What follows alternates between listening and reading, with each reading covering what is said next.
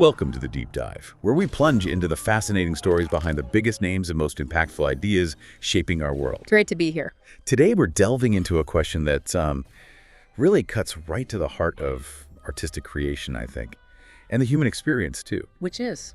How does a childhood scarred by war, vivid, almost hallucinatory dreams, and just this relentless, insatiable curiosity, how does that shape an artist?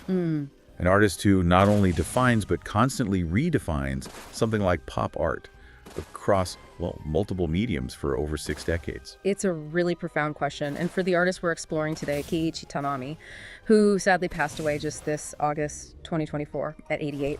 That journey. Yeah. From deeply personal experience to, universally resonant artistic language, it's absolutely central to his entire body of work. His life was, in many ways, just an ongoing conversation with his own memories. Absolutely. So our mission today is to take a real deep dive into the kaleidoscopic world, the incredible life of Keiichi Tanaami, a true titan of Japanese art. He was, as you said, a multi-genre artist, a graphic designer, an illustrator, a pioneering video artist, and a really prolific fine artist.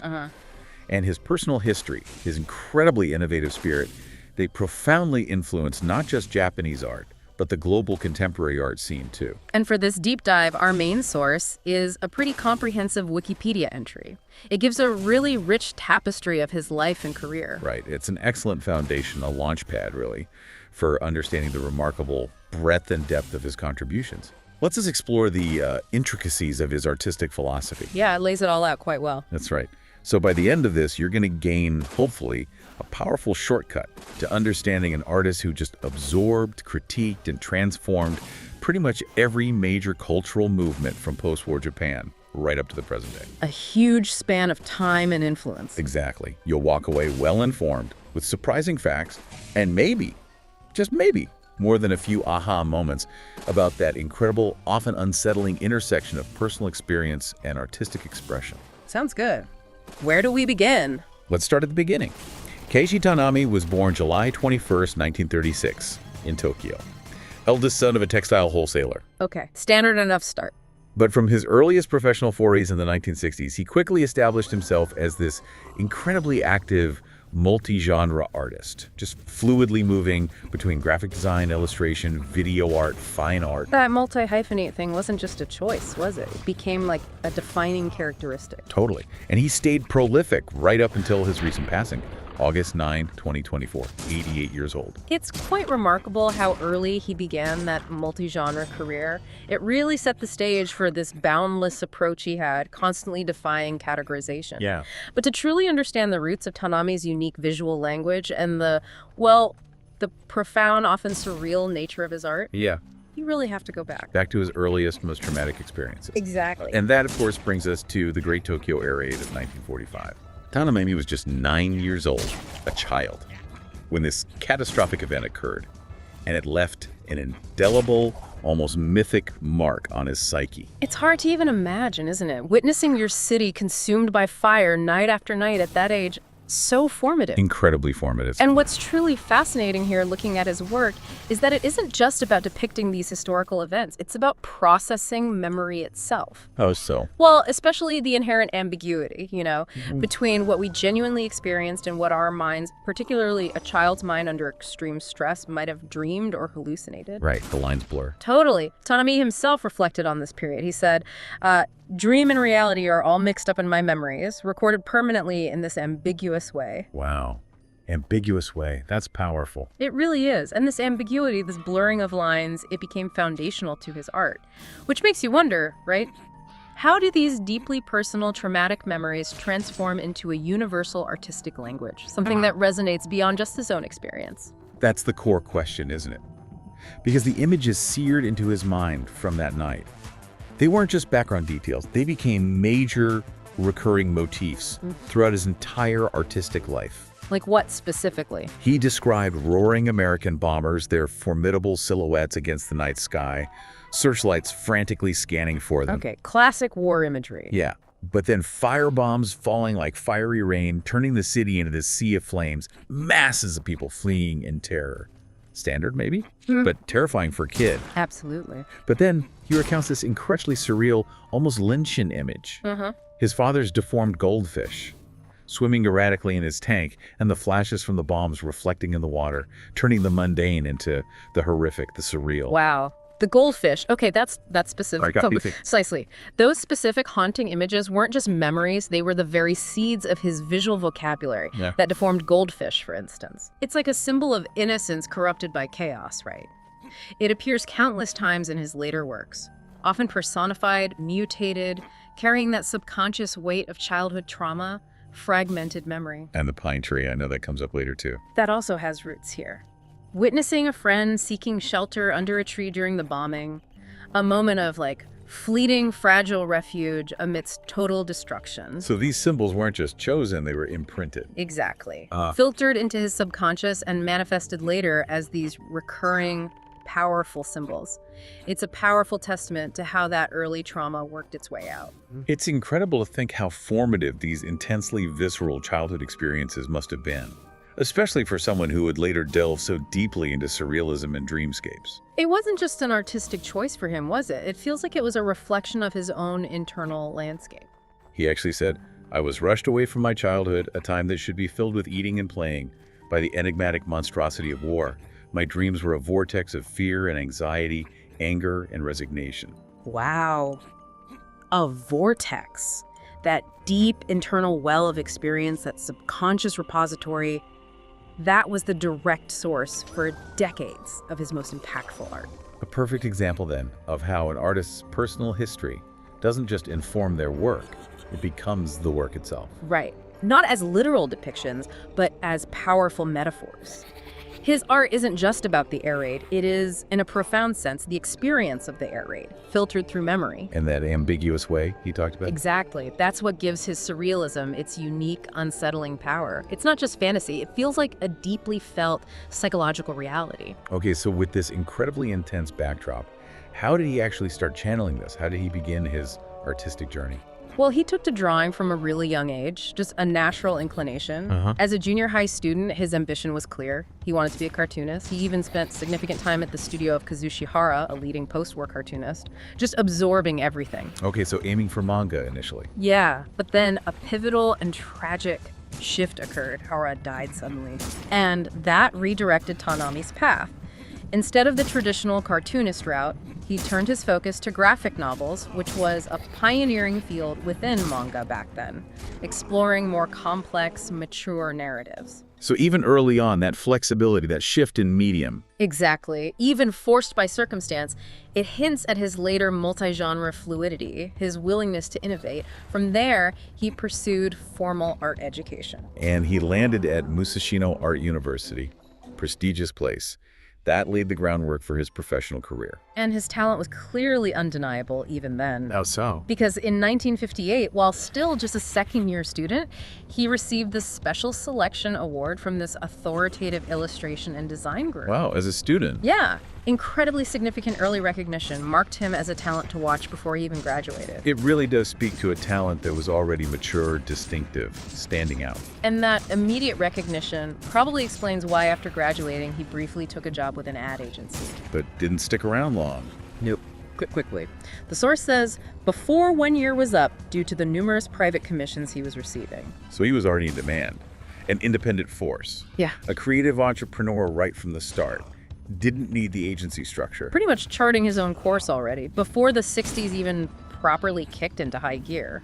And the 60s, of course, were just this vibrant, explosive time for him. He was super busy, a highly successful illustrator and graphic designer. His distinctive style was already getting major attention. But it wasn't just commercial work, right? No, absolutely not. Crucially, he was also actively participating in the Neo-Dada organization. Which was a really significant, quite radical post-war Japanese art move. Yeah, showing his deep engagement with the avant-garde from early on. That Neo-Dada involvement is crucial, I think. It wasn't about traditional painting or sculpture, it was countercultural. Performance art, found objects, multimedia, challenging all the conventional norms. Art and life blurring. Exactly. Tanaami's participation shows he wasn't just the successful commercial artist. He was embedded in these movements, trying to break down barriers. That duality seems key to him. Commercial success alongside avant-garde experimentation. Totally. Became a hallmark of his approach, pushing boundaries in both worlds. And as the 60s progressed, Tanaami really started immersing himself in something completely new, something absolutely cutting edge at the time. Which was? Video art. Ah, yes, and the environment he was in. The Sogetsu Art Center in Nagasaki. That was a major hub for this kind of innovation, a real crucible. What was it like? Imagine this buzzing place where, like, Yoko Ono was staging groundbreaking happenings performance pieces, dissolving the line between artist and audience. Okay. Nam June-paik was there, pioneering video installations, reshaping how we saw moving images as art, turning TVs into sculptures. Right, the father of video art.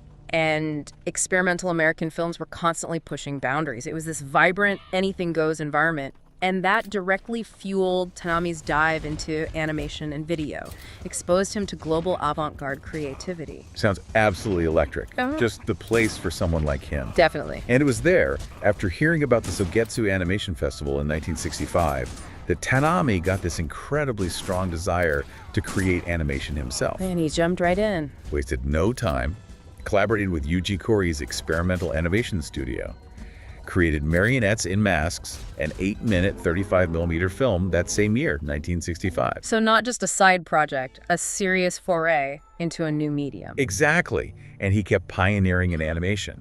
Thought-provoking works like Goodbye Marilyn and Goodbye Elvis in USA in '71, playing with pop culture icons, and more abstract pieces like Crayon Angel and Sweet Friday in '75. His move into animation and video really shows that relentless curiosity, doesn't it? Willingness to adopt any medium. He wasn't confined by traditional forms at all. Saw technology as just another canvas. And these early works are significant not just for their content, which often had that surreal touch, but for their pioneering role in establishing Japanese video art globally. They were really ahead of their time. Okay, so now, here's where it gets really interesting. A moment that truly crystallized Tanaami's whole artistic philosophy, his approach. The New York trip. The New York trip, 1967, his first pivotal journey there. Imagine being an artist, already pushing boundaries in Japan, experimenting, and then you walk straight into the raw electric energy of Andy Warhol's factory. Oh, wow, okay. It completely blew Tanaami's mind. And, as he later reflected, it essentially gave him permission to be truly boundless. That makes so much sense. Connecting this to the bigger picture, that moment in '67, it crystallizes that whole emerging global conversation around pop art, right? Totally. And the radical blurring of lines between high art and commercial design. Tanaami didn't just copy Warhol's look, he absorbed the strategy. Right, the underlying approach. And then brilliantly adapted it to his own unique Japanese context and, crucially, his personal history.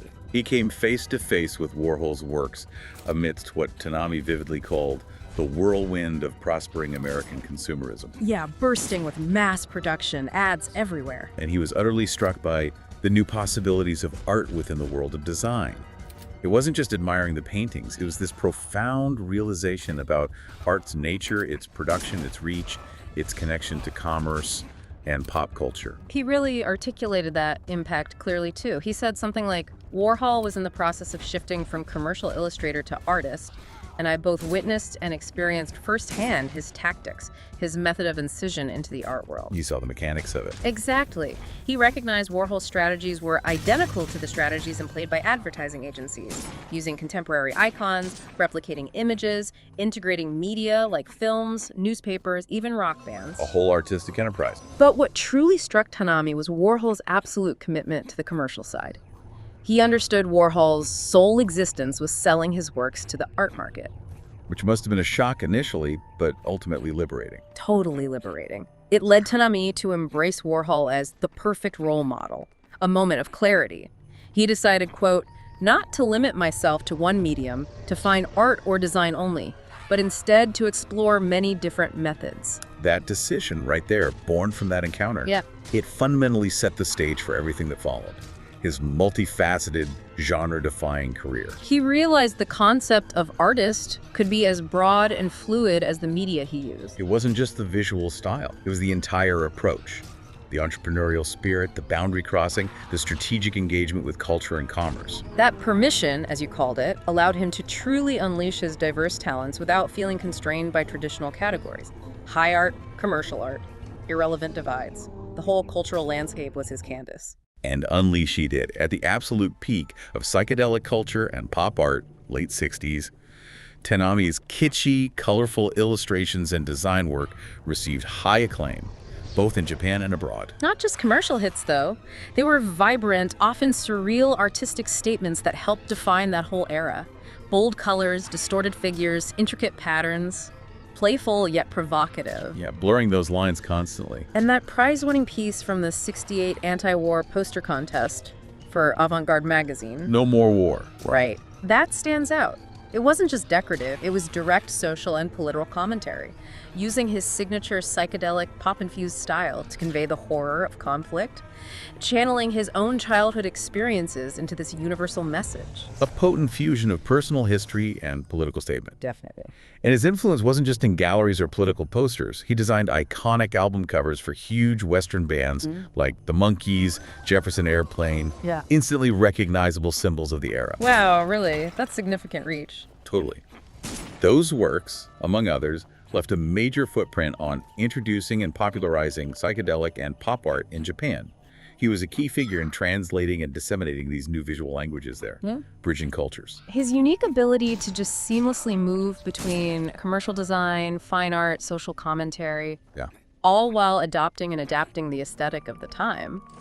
It speaks volumes about his singular vision. Product of his time, but also a shaper of it. Consistently pushing boundaries, influencing public perception through popular media. So, moving into the early 70s, he pushed boundaries even further, exploring themes of erotic art. His series of erotic paintings featuring Hollywood actresses. It wasn't just about titillation. It established him as the Japanese artist with a witty eye on American culture. How so? He took these familiar, almost sacred Western icons and infused them with his unique surrealism, often grotesque humor. A commentary on celebrity consumerism, the mediated image, filtered through his own provocative lens. And this fascination with American culture continued, right? With Playboy. Exactly. In 1975, another huge milestone. Became the first art director of the Japanese edition, Monthly Playboy. Wow, that's a big deal. Led to another trip to New York, visited the Playboy head office, and, maybe more importantly for him, made a second visit to Warhol's factory. A reaffirmation of that path he'd chosen after the first visit. Feels like it. So what does this all mean? An artist, so provocative, so experimental, pushing limits so hard, that the authorities actually shut down his exhibition on opening day. Yeah, that's quite a statement about the power of his work, isn't it? His film and print works from this period were highly experimental, blending animation, live action, surreal narratives, pop references. And his films were getting critical acclaim internationally. Yeah, big time. Oberhausen in Germany, New York Film Festival, Ottawa Animation Festival, all in 75, 76. Prestigious stuff. Yet that very vanguard nature. Led the police to shut down his 1976 exhibit, Super Orange of Love, at Nishimura Gallery on opening day for inspection. It absolutely is a statement, a clear marker of how disruptive, how boundary-pushing his work was then. To be censored like that, it suggests his art wasn't just aesthetically innovative. It was seen as challenging norms, morals. Very directly, undeniably. The police action underscores that Tanaami wasn't afraid to confront, provoke, even unsettle his audience, places him squarely in that lineage of artists who dare to question taboos, sometimes at their own cost. Book-altering event, a profound turning point happened in 1981. He was 45, suffered a severe medical crisis, pulmonary edema, serious lung condition, fluid accumulates, hard to breathe. Very dangerous. For a time, the source says, he hovered at the edge of life and death. Wow. And this profound near-death experience, it became not just a personal ordeal, but the central overarching theme for much of his work throughout the 80s and 90s. A fundamental shift in focus. Which raises that important question again, doesn't it? How does an artist translate something so fundamental, a literal encounter with mortality, into a visual language? Tanaami's experience came with these incredibly vivid, often terrifying, illness-induced hallucinations. Not just fleeting visions. No. They became distinct, characteristic motifs in his art, deeply personal symbols, imbued with the weight of mortality, rebirth, fragility. They really shaped his artistic vocabulary for decades. What kind of imagery are we talking about? Well, the distinct form of a pine tree. He saw it as a symbol of longevity, resilience, often helical, spiraling. Okay. Cranes, traditional symbols of good fortune in Japan, but here, maybe with a new spectral quality. Elephants, powerful yet vulnerable. Naked women, often distorted or unsettling, spirals, life-death cycles, mental chaos maybe. And architecture. Yeah, these miniature, almost toy-like, garden-like architectural forms floating in ambiguous space. It's like his internal struggle was externalized into this rich, symbolic, visual language. Define that whole period of his work. Exactly. And the source actually says that pine tree form came directly from a potent hallucination, seeing himself as an old man beneath a towering pine, a stark confrontation with mortality. So these weren't random, they were forged in that crucible. Precisely. Carrying profound symbolic weight for him, inviting viewers to explore these universal themes. Fragility, resilience, the subconscious, life and death. It's another prime example. First, the war trauma. Now this adult trauma continually feeding his creative output, manifesting in these instantly recognizable Tanaami images. So, beyond his own art making, which was still prolific, Tanaami also dedicated himself to shaping the next generation. Right, the academic side. Since 1991, he was a revered professor at Kyoto University of Art and Design, sharing his vast knowledge, experience, his unique philosophy. That role seems really significant, a commitment to the continuity of art, fostering innovation. Yeah, he didn't just teach techniques, he imparted that philosophy of fearless exploration, encouraging students to break free from genre constraints, just like he did. Any notable students? His mentorship of talents like Tabaimo is often mentioned. She's known for those captivating animation installations, blending traditional Japanese aesthetics with contemporary themes. Yeah. Shows how his influence rippled through new generations. It's a vital, maybe overlooked part of his legacy. Definitely. And it seems like even as he matured, his own earlier work underwent this fascinating rediscovery, a resurgence, particularly among youth culture. The 1999 retrospective. Exactly. A retrospective of his groundbreaking 60s works at Gallery 360 Degrees in Tokyo. Not just historical, but a reawakening. And it got high praise from cultural leaders of a completely new generation, right? People born after the 60s. Yeah, figures like Yamataka Ai from the experimental band Boredoms, and the contemporary artist Kaz. Kazuya's makes sense, also bridging commercial art, pop culture, fine art. Their recognition speaks volumes about the timeless appeal of Tanaami's early work. Decades later, he wasn't just history, he was an ongoing influence. And that led directly to his works becoming popular again among youth culture. That's what the source says. A remarkable testament to his unique aesthetic, that it could resonate so deeply across different eras with a new audience, showcasing his timeless appeal, his connection to contemporary sensibilities, even as trends shifted. Proved his art transcended its moment of creation. And that renewed popularity didn't lead him to just, rest on his laurels or repeat past successes. Quite the opposite, actually. Since around 2005, Tanaami continuously presented bold new works. Primarily in fine art, remained incredibly prolific, innovative, no signs of slowing down, still pushing boundaries. Still manifesting images from his personal memories, his complex dream world, but maybe with renewed depth, technical mastery. And those recurring motifs kept appearing. Oh yeah. The source notes the persistent return of personified goldfish, that direct echo of childhood trauma, deformed characters, rays of brilliant light cutting through darkness, those helical pine trees from the illness, fantastical fragmented architecture, and recurring images of young girls. Maybe lost innocence, fleeting beauty.